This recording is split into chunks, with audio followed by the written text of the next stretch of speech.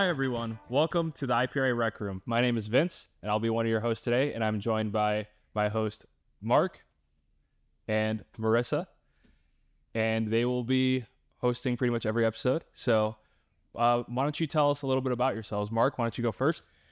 Yeah, so I've been in the field about 11 years, married with 2 little kids, so I'm constantly on the run. It's never the same day with the same activity, so kind of like my job.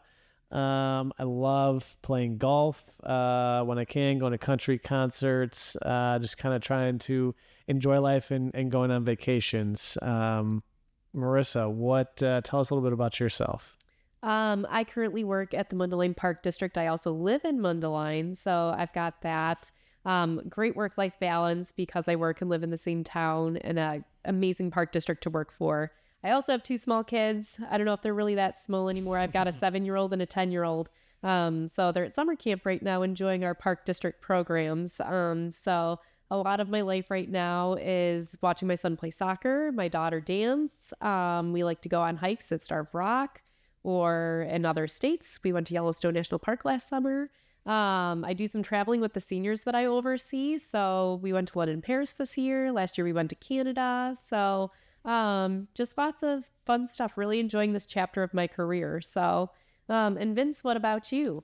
Yeah, so I started off, working in park districts, and I ended up in IPRA. I was at Salt Creek Park District, Clarendon Hills, done athletics, done culinary, done pretty much everything there's to do in my, 5 years or 6 years in that portion of my professional career. And now I'm the membership manager here, and I do some of our IT stuff. So hopefully everything works. But yeah, it's been very fun so far, and I've been enjoying every minute of it. So what drew you to the Parks and Rec field, and now specifically the IPRA staff? So originally I was a business major at U of I. So I found out from my, one of my, what'd you call it? Not a counselor, but a advisor. She said that, Parks and Rec, you're into sports. That's a cool thing. So I got into sport management, and, the rest is history. I really enjoyed it. I worked for the Chicago Fire. I really enjoyed doing their their game days. And I didn't really like sitting in the office either. I decided, I'm going to go that route. And, and from there, IPRA came up as a great opportunity. And so I went ahead and did that. It was really fun. How about you? I mean, you had a better advisor than I did, because I didn't even know Parks and Rec was a career. I just knew I wanted to go into athletics, something with sports, professional team, something, but I had no idea what a Parks and Rec was. I didn't even know about it as a kid. I participated in Parks and Rec programs, but I had no idea about jobs of scorekeeping, refereeing, and all that sort of stuff. And internship at the Hanover Park District, and kind of that's where the spark and the love came for the field, and doing events and helping with leagues and summer camps, and just kind of understanding that there was a lot to it than just one little area that I could do. And from there, I, tried to get in the field, and it took me 3 years, but once I did, it kind of stuck, and I ain't going anywhere. The retirement benefits are really good. Work-life balance is pretty good. The, people I get to meet, like Vince and Marissa and all the other people, it's just a lot of fun, and it's never a dull moment. It's something different every day. So, I'm not just sitting behind a desk doing the same thing 40 hours a week. So tell us your story, Marissa. So similarly, I didn't know that Parks and Rec was a career. I was a lifeguard at the Wheeling Park District when I was like 16, 17 years old, because my sister and her friends recruited me and all of my friends to come be lifeguards. And so one of the summers that my sister's best friend was home from MSU, she was doing her internship at the Arlington Heights Park District, and at dinner was just kind of bragging about how cool her internship was. And she explained to me that Parks and Rec was a degree. So I actually switched majors from a marketing major at Western Illinois University to Parks and Recreation. Completed my internship at the Arlington Heights Park District and had the best time ever. And at that point had vowed, and it's now my elevator pitch, that I will one day be the executive director of the Arlington Heights Park District. I don't know if I'll actually ever get there, but it's a really good goal to strive We're toward. putting Carrie on post here, just let her know you're coming after her. I'm coming for you. So I've had a really good time ever since then. I think I've worked for about 7 different park districts, mostly in seniors, fitness, and aquatics. Really enjoyed every minute of it. Like you said, never a dull moment, not really sitting at a desk very often. This morning I was helping at a summer camp. Most days you can find me serving lunch to the seniors or running programs, going on trips with my seniors. So, it's a lot of fun. And there's never really a dull moment. So to introduce everyone to the podcast and the rec room, we're going to be asking all of our guests, what's your dream rec room? So I'm going to start with you, Mark. What's your dream rec room? I've had a lot of time to think about this. To me, it would be video games. You got to have some gaming console. You got to have some big projector, some big TV. You got to have a basketball court. Potentially a golf simulator. Those are my 2 sports, golf and basketball. You're like stealing my exact, legit, no joke. I was going to say the exact same thing. So. You got to have like some cooler with sports drinks or something in there as well. Yeah. But I think to me, you can do a lot of different things on a basketball court. It doesn't have to just be basketball. So it can be well-versed video games. You can have the Wii. You can have where you're doing active stuff. You can do other games. You can stream. You can play against other people. So, a lot of different variety of activities and things. Okay, so what would you change of my rec room, Vince, if we have the same line? Well, I just started golfing 2 weeks ago, so newbie. Yeah, newbie. Okay. And I'm already researched the whole thing. So in terms of making a simulator, so I'll have to keep that. I'm definitely keeping the basketball court, although I got to get elbow surgery before I can play again. But other than that, I think, gosh, that's tough. I would love to. God, I don't. I would need a bar. That's one thing. So, sorry. Yeah. Any sponsors out there? Yeah. Would love to have a bar. I'd love to have, a garden outside of it. Maybe like adjacent. Farm to table. You have a little food and for sure. That'd be cool. Yeah. All right, Marissa, what's in your rec room? I would say most of it would actually be outside. I enjoy right now being outside, hiking, watching my son play soccer. But I guess if I had to go indoors, because of the chapter that I'm in with life right now, it would be a dance studio and a indoor soccer field. Because I am just obsessed with watching my kids perform. So I would say anywhere that they can go do what they love to do. But if I had to be outside, I'm actually hitting that period of life where I enjoy bird watching. I watch blue jays outside of our living room window and cardinals, and I just kind of watch their behaviors. I'll be sitting in my office at work, kind of watching birds outside the windows, interact with each other. So lucky you have a window. I don't even have a window. I have a gorgeous office with huge windows. So I'm very fortunate. I know that in Parks and Rec, it's hard to get that office with a window. For sure. So I'm going to ask this question. We're going to talk about athletics in episode 2. Grass or turf. So if you had an outdoor rec room, would you go grass or turf, or would you dome it or no dome? I don't. So I'm not an expert in this, and actually, this is a hot topic. To give you a little background, Mark and I chatted a couple weeks ago, and I learned so much about athletics from Mark in the hour that he and I quickly met to prep for that episode. I personally would say regular grass, okay, a lot of people just gave you a thumbs up for that one, so it's a good answer there. I want to see kids get dirty. I want to see them really get in there. I want to see them enjoy it. And then I would say no dome. Okay, I'll throw a caveat. Would you dome it where you could open it? There's some domes that you can open. So yes, if anyone's heard of the Dynadome, that's becoming a thing. It's popular in the South right now, but I think it's trying to move its way up by us in the Midwest. Okay. I don't think I would dome it at all. I really, as much as it might stink to freeze your butt off at a soccer game in November, I don't know. Hey, where do we live? Exactly. You got 4 seasons. Yes. You got to appreciate all of them, right? I love sledding. I enjoy being outside no matter what the weather is. So I would say no dome and regular grass fields. I think you're in with the athletic natural. committee. Yeah, All natural. I think you're in with them, so I think we're good. Awesome. Well, why don't I introduce our next guest and we can hear all about her ideal rec room, the executive director of IPRA, Suzi Wirtz. Well, hi, guys. Hi, Suzi. Thanks for joining us. Our very first guest on our podcast. So exciting. Why don't you go ahead and tell us about yourself? Sure. So Suzi Wirtz. I've been here 6 months at IPRA. My background is not at all what you guys have had or any of the members, frankly. I walked into the interview and the board was like, so what do you know about Parks and Rec? Not much. My kids played a lot of sports and we took advantage of the park districts, but my background is all association management. So I've worked for associations. I've consulted to associations. I've been at pretty much every level in an association, in every department that you could imagine.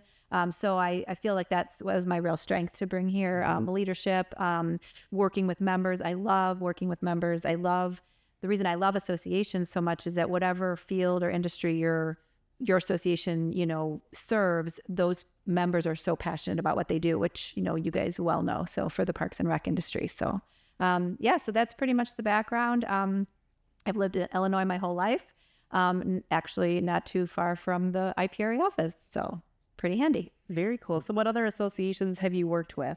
Worked for some healthcare associations. I've worked for real estate associations. Probably one of my favorite ones was called Association Forum, and our members were other associations, all based in Chicago. And weirdly, it is kind of similar to IPRA. Associations know members, just like you guys know your communities. And so that was probably one of my favorite jobs. We kind of helped them become better associations in every department, from marketing to finance to events to educational programming. So I've kind of run the gamut and I learned a lot about many different associations that way. And, there's associations of like 3 people up to, the National Association of Realtors is one of the largest associations in the world, really. So, Nice. So I think it's kind of nice to have somebody that's, I would consider an outsider, didn't know the Parks and Rec field, because I think you can bring fresh ideas, new ideas, kind of, we know a lot of stuff, but associations and, so I think that from my perspective, I think is a good thing. You always want to get somebody that's going to push the envelope, the podcast, this is something that's new that IPR hasn't done before. So, let's pour gasoline on it. Let's push it. Let's see what we can do with it. So I would say, just on that note too, that with the background that I have, but also when you said where do I come from? I love that you said that, because I think it's all about, like, the podcast is a perfect example. Let's just try it. Right. I come from most associations I've worked for, and a particularly forum was like, let's give it a shot. And what's the worst thing that could happen? If it doesn't work, you learn something from it. If it works, you build on it. And if you can teach and model things for the members, then maybe that's, real beneficial and helpful to them in their they're striving to become better. So I always look at the mentality of, if you don't ask the question, the answer is always no. Yeah.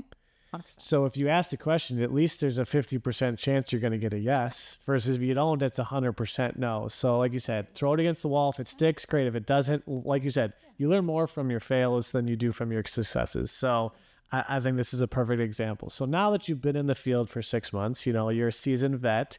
What is your dream rec room? What would you want to see in it and do in your dream park district? So I just want to live at work, obviously. This is my dream rec room. No, I think I love to be motivated. So within my rec room, I'd want to have like quotes on the wall and things that like kind of speak to you, like inspirational things you look up and say, oh yes, let's not forget to be grateful today. Or let me, this is what one of the goals that I have. I feel like the physical and mental health are really important in Parks and Rec. You guys, really deal with all kinds of, the activities and the programs that you do. So I kind of want maybe a little bit of weights and some workout equipment in one area. I really would then want a little chair, a comfy chair for reading to kind of relax and free your mind. And then I would want a coffee and a wine bar so I can kind of go back and forth between the two. And perhaps maybe a euchre table. I'm a euchre fan. I know how to play. I don't know a lot of people in Illinois, but Tournament? yeah, let's Hang out go. at my senior center. Hey, I might be there. is it Always is it welcome. active adults or is it seniors? We call them active adults at Okay. Mundelein. I get tripped up sometimes. I still call them seniors, but active adults. People get very confused. Very confused or very offended, depending on which way you go. Yes. So maybe we'll have to create a euchre tournament for IPRA. That is a great idea. Let's just Okay. do it. Let's do it. Let's do it. Okay. On the podcast. We can do it. Yeah. Maybe conference. We can throw something out at conference too. And prizes. I'd Hey. rather bunko. Could we have a bunko tournament? Ooh. No friends. And like we could compete and see which one does better. Okay. Bunko in one room, euchre in All right. We'll have teams of 4, 2 play one, 2 play the other, you know, I think that's a great idea. right before then everybody ends at the big bar. There we right? go. There you go. And There we that's go. my perfect rec room. See, there we go. It's all coming back. Speaking of IPRA, where do you see IPRA going in the next 3 to 5 years? Well, one of the reasons I was really excited to take the job is during the interview process, everybody said it's already amazing. They said it's, Illinois parks are the leaders in the country, which made me really thrilled to take this job. Financially, it was very stable. The staff got to interview me, which I thought was really cool. And I liked all of them, and apparently they liked me. So where do I see it going? Just nowhere but up. Growth, continued success. We did just embark on a new strategic plan, which should take us, a couple years to complete all the tasks. But within that, we want to be innovative. Obviously, member first, listen to the members, how involved everybody is in this association.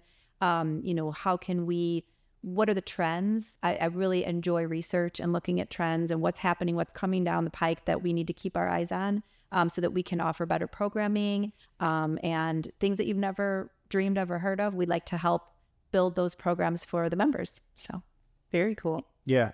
Personally, I think some of the changes that have already been implemented or talked about, I think are valuable, that I see a return on them. I see more people like being engaged and understanding like, oh, there is a bus that we're all on and driving that forward and trying to not just be, this is how it's always been done. And that's kind of refreshing for somebody that's been in the field for 11 years of, you hear a lot of people like, oh, I've done that 7 years in a row now. It's the same. Like, sometimes you got to switch it up every couple of years and keep it new and fresh and different. So, And Vince and I talk a lot about membership numbers, and this year is the highest number that the membership has been in quite a long time. And I said, why is that? What do you attribute this to?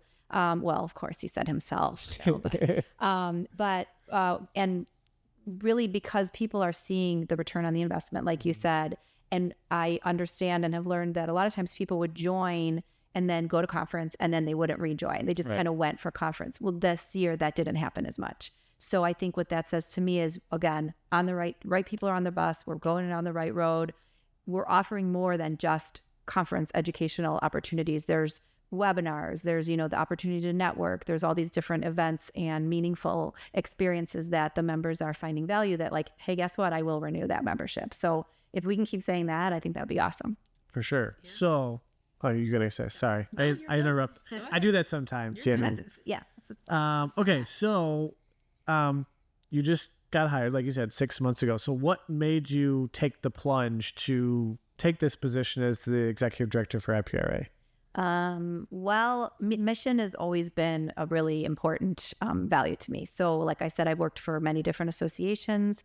Every one of them has a mission, and the mission of this to, provide education, to provide the networking, to help to make the industry better. That was a big draw. My background, besides with the association management, I had run a chamber of commerce locally, and the association I just came away from running was an international association, which is great and fun, but you don't really get to meet as many people because you're on Zoom and Teams a lot. So the fact that this was a state-based association, I thought was amazing. I was really excited about that. One of the first things the board said, like, get out there and meet the members and drive around the state of Illinois. And I'm like, okay, I can do that. I have a driver's license. I'm on it. So the fact that I get to meet people face to face, the mission, and then honestly, the passion that the board had during the interview process, I kind of thought I was going to like it, that your industry doesn't just seem fun, but like everybody knows what parks and rec are, right? You know, you've used them since you were little. Like you said, you've been a lifeguard, all that kind of stuff. So I think the fact that you can run the gamut from, babies, programs. all the Womb way to up tomb is what they say. Womb to there it tomb, is. right? Yeah. So it's just everything about it seemed really, really amazing. I thought I could help bring a lot to the table with my past experience. And so far in 6 months, I think it's been going great. So Definitely have a bubbly attitude and an environment and personality, which I think is very. for a park district. Maybe that's my. That's what you can do in retirement. Yeah. There we go. Yeah. You can come work one of our front desks or like Yeah. teach classes or something like that. Yeah. Do you have a hidden talent that you could teach? Euchre. So, okay, there we go. I did one other thing when I interviewed. So it's IPRA, but it's also the foundation. So we have a foundation, and that was pretty cool and important. So many associations do, but this foundation, if we can raise funds to provide additional programming for the members through the association, I think that would just be really, really valuable and beneficial. Definitely. Very cool. What has been your biggest challenge in the first 6 months? You guys. The podcast? Yes. The podcast. No, honestly, it's a challenge, but it's a benefit, I guess, at the same time is the IPRA members are really, really involved. There's so many volunteers. When I came in the door and Kim was explaining to me what sections were, and then within the section structure, there's leadership, this, and a director here, and whatever. And I was like, wait, you mean there's not just committees at the IPRA level? And she's like, oh, no.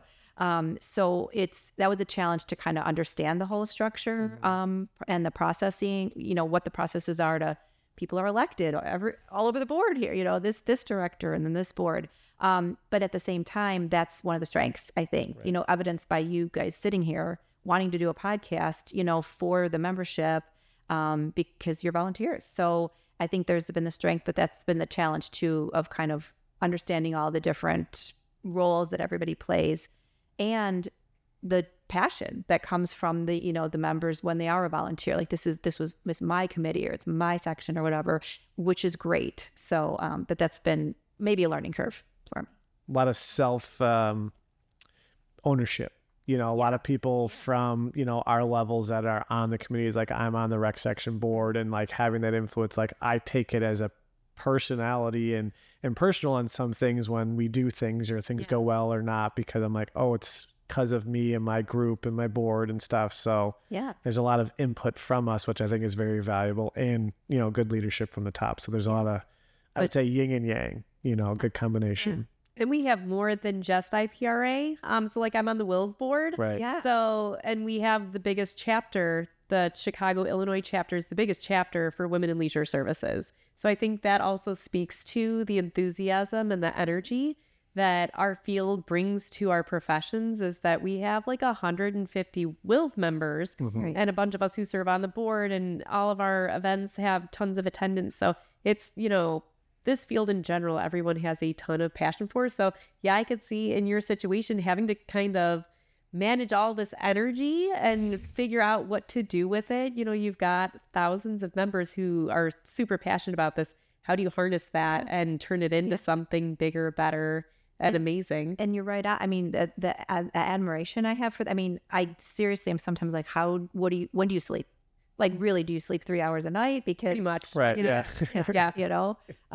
So, but still with a smile on the faces. So I think that's great. Yes. And then you talk about special rec associations, like you bring all them in and how we help support them in the Parks and Rec field and how they support us. And so there's all these different which avenues. I think I'm right that they don't exist outside of Illinois, right? Special rec associations. I thought I never really thought about that. I'll say you're correct. We can Vince can fact check that for episode 2. But if that's the case, which I think it is, I think that's just amazing. I mean, so wonderful that we have these programs and something for everybody, and everybody's valuable. I just think that's awesome. Yeah. So Illinois really is the leader in parks and recreation. I mean, we have a lot of people outside of Illinois that are involved in IPRA look at us and they're like, the model is Illinois. Like, not a lot of states are run like us and are as big as us. Most places are part of the village or part of something else. We're separate.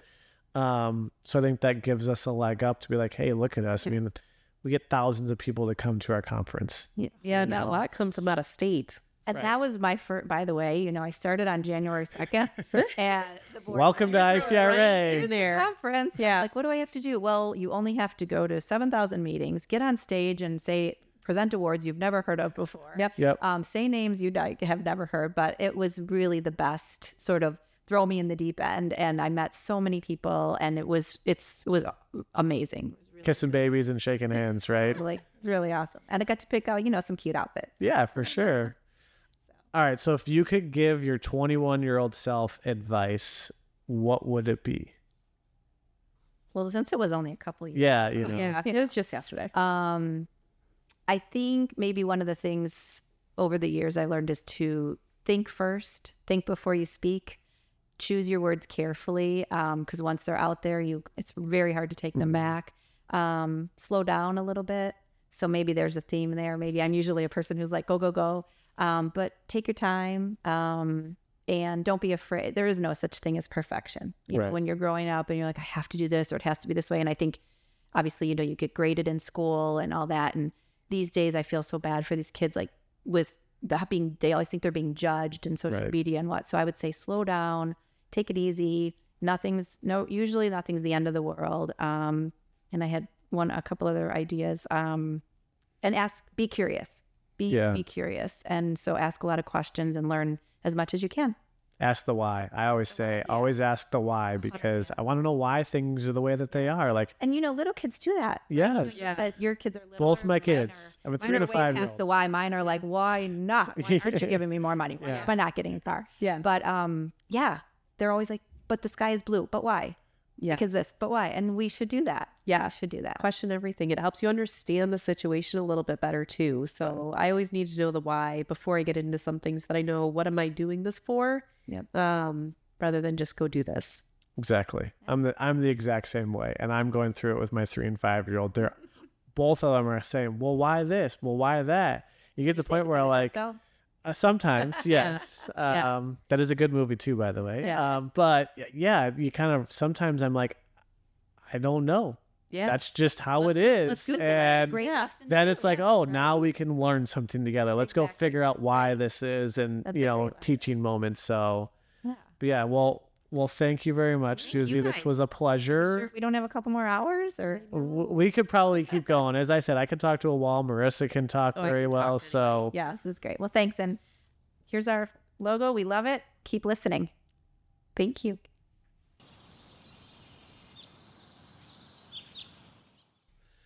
Well, thank you so much, Suzi, for coming on and being our episode's first guest. It was a great conversation. We loved having you on the first episode. So, Vince, what does IPRA have coming up in the next month? Oh, boy, do we have a lot of stuff coming up. There's always great things going on here at IPRA, but we do have a few events on the horizon. First one, Lifeguard Games, is on July 12th, 2024. It's looking like a jam-packed event, and it's always a bunch of fun. It will be at the Park District of Forest Park Aquatic Center, and if you don't know what it is, it's a great competition between a bunch of different park districts in their pools and their lifeguards. It's super fun. After that, we have the C&M Summit on July 18th, 2024. It's going to be at the Lombard Lagoon in Lombard, Illinois. Would you look at that? 430 Marcus Drive. It's going to be a gathering of the C&M professionals focused on enhancing their communication strategies and marketing efforts. It's going to feature some expert speakers, interactive sessions, and some networking opportunities, which is very important in our field. Then next, you get to see my wonderful face again if you're going to be headed down to O'Fallon, Illinois on July 24th at the Rotary Nature Center. I will be giving a presentation on AI applications in parks and recreation. Hopefully you'll learn something. Hopefully I'm more entertaining there than I am here. We'll find out though. So yes, please come. I will be covering everything from, communications to social media to just general everyday workflow. It's a great presentation, and I like that you're going to be in Southern Illinois to go talk to those folks and reach that audience. 'Cause they come up here all the time, so it'll be nice that you'll be going down to O'Fallon. Yeah, I'm excited. Always like O'Fallon. It was really fun when we went down last year. So Nice. Looking forward to it. Good. And then lastly, we have our IT Networking Committee education on August 22nd, 2024. That's going to be virtual. So if you're having a hard time getting out of the office and you want to learn more about cybersecurity, definitely check that out. And as always, you can register for those programs by going to ilipra.org and then navigating to our calendar or asking our new chatbot, Parker, who will be happy to direct you where you need to go. All right, so another segment that we're going to run on the episodes is kind of called our Rec Room Roundup. So we're going to talk about news, achievements, updates within IPRA, including hints about a potential addition to the learning management system, the LMS, to enhance member education and training opportunities. Marissa, do you want to talk about some recent news? So the Illinois Department of Natural Resources, otherwise known as IDNR, and the Illinois Department of Agriculture, the IDOA, are offering free camping at select state parks during the 2024 Illinois State Fair for anyone who purchases an admissions ticket. So that's pretty neat. And I will also add, I believe Lil Wayne is performing at this year's state fair. So get that campground ready. It's going to be a party. Hopefully not as crazy as Country Thunder. Oh. No, I don't think you can get crazier than Country Thunders. No, I've got some good Country Thunder stories. We'll save that. That's another episode. That'll be another Day. episode. And then Vince, what about some local impact? Yeah, so I believe, was it the city of Elgin was nominated, or they were voted, I guess? I don't know how exactly that worked. They were declared one of the most affordable and safest. I saw that on social media. Well, the most affordable and safest in the country. Yeah, that's pretty cool. Yeah, shout out to their Parks and Rec for putting on some great programs and contributing to the community with all they do. Nice, nice. Then Mark, what about some trends? All right, some notable trends include a growing popularity of pickleball. I am in charge of pickleball programming, some of it, and can attest that it is very passionate members. That's a nice way of putting of it. all ages. I will not segment an age group or not. It's of all ages.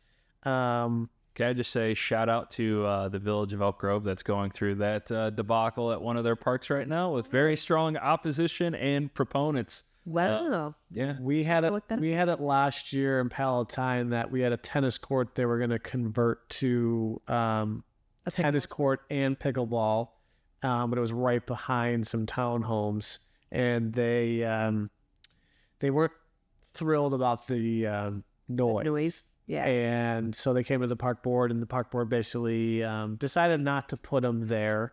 It was a valid conversation, understanding of why it was. I mean, it's pretty close. We do have 10 outdoor pickleball courts in other areas, so it wasn't like it was we needed the 4. It was just we were trying to multi-purpose it. So we understand the passionate folks about it with pickleball. On both sides, though, Yep. Can't please everybody, but we try our best, right? Yes. Exactly. So, and then additionally, the profession is placing a greater emphasis on employee mental health, and the potential for a 4-day work week is being explored, which could have significant impacts on Parks and Rec services. I've seen this across LinkedIn and other places of like, why are we not doing 4-day work weeks? I mean, if you look at Europe and all these other countries that, they take a break during the middle of the day and they're on holiday, as they call it, all the time. And It seems like months at a time. Yeah. sometimes, I think they get 6 weeks of vacation. I mean, you talk about taking maternity leave, and you got paternity leave and all that sort of stuff. I mean, the United States is so far behind everybody when you get to all these trends, and everybody needs to work 60 hours a week to stay, and the work's always there. Yeah. Whoever created this 40-hour work week Monday through Friday a long time ago, we need to go back in time and figure out. I think We'll find that. I think it was Eisenhower or something. I was listening to a podcast, coincidentally, about the 40-hour work week. But then also, like you were saying, when I was in London with my seniors a couple months ago, it was a Thursday night and everyone was out at the pubs. And I was like, what is going on? Is there a holiday? And they explained to us, no, London has a 4-day work week. So they're all off on Fridays. I mean, obviously you've got to have people who work Fridays to cover your storefronts and things like that. But it's kind of becoming the norm over there, a 4-day work week. So just figuring out, do you work 4 10-hour days, or do we get to go down to 32 hours a week? Well, How do you make that work? that'd be my question. Would you rather go 4 10-hour work days and have a 3-day week, 3-day weekend, or I will say 4 10-hour work days would have been a cut in my work time when I was in Parks and Rec. So yeah, sure, I'll go with that. Yeah, a lot of Parks and Rec people are like, sure, 40 hours, sign me up. I already work 10-hour 50 days. hours, right. So if we can cut it down to 4 days a week instead of 5 days a week, Or sometimes even 6. Exactly. Yeah. Some days you work weeks on end, especially during the summer when you've got to work events and you get called in for emergencies at your pool or your fitness center or whatever. You can be working for 2-3 weeks at a time without a break. So I will say 36 days in a row. Ever. But I wasn't counting for sure. Don't tell Illinois labor laws on that one. Yeah. And we'll let the bigwigs deal with the 32 hours versus 40 hours. Yeah. Yeah, it's gonna be Yeah. a We'll let Suzi and all the other people deal with that. All of our one. amazing executive directors. Yeah, have those conversations. Boards. So That's good. What a fun challenge that'll be to try to Yeah. implement. Yeah. I think that'll be that's like the minimum wage when they increase minimum wage every year for $1, which we're still in that throw of Yep. next year we'll be finally at the max of $15 an hour. And how do we manage existing employees and new employees, and where do we pay them, and how do we compensate the people that have been there for 5 years that are under the minimum wage? That'll have to be a whole nother podcast episode with HR or something like that. Oh yeah, Fun. we got that to look forward to. Yeah. We'll make sure it's riveting so you're not It will be bored, riveting. Yes. with numbers. Yeah. Well, thank you. I think this wraps up our first episode, doesn't it? I believe so. I think now everybody gets to look forward to watching our next episode, which will be out shortly on athletics. I won't, We won't tip the guest or anything. yeah, but like try to guess who it is and see if you're right. You can follow us. We're IPRA Rec Room on all social media. You'll find us on Spotify. You'll find us on YouTube. Wherever you want to have the podcast, we'll have it there. So if you can't find it, let me know. Always email me, vince@ilipra.org, and let me know what your ideal rec room is. So thank you, Mark. Thank you, Marissa. Thank you, Suzi. And that's a wrap for this week. Thank you. Yeah.